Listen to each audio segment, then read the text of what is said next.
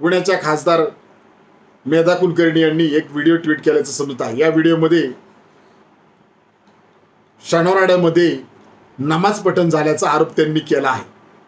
यामुळे खासदार मेधा कुलकर्णी यांच्या भावना देखील दुखावल्या आहे असं त्यांचं मत आहे। आणि याचमुळे ज्यांनी कुणी हे केलेलं आहे त्यांच्या कारवाई करण्यासाठी त्यांनी काल शनिवारवाड्यासमोर आंदोलन देखील केलं।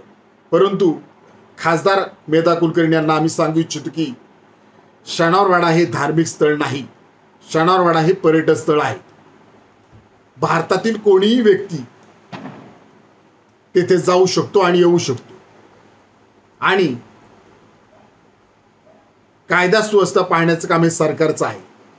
त्यामुळे जर कायदा सुव्यवस्थेला प्रॉब्लेम झाला असेल तर कायदा सुव्यवस्था काय आहे राज्य सरकारमध्ये हे सरकार नक्कीच दाखवून देईल।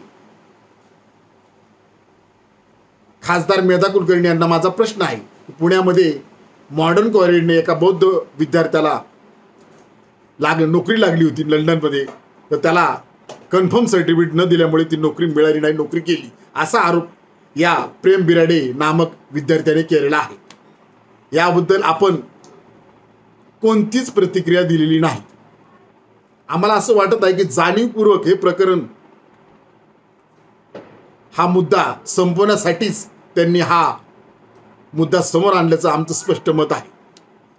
दुसरा प्रश्न आहे त्यांना की ते सतत हिंदू मुसलमान वाद करताना दिसत आहेत।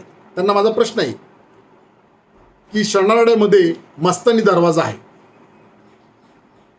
खरंच तुमच्या नमाज पठणामुळे धार्मिक भावना दुखावल्या असतील तर शनिवारवाड्यामध्ये मस्तानी दरवाजा आहे, त्यामुळे तुमच्या धार्मिक भावना दुखवत नाहीत का?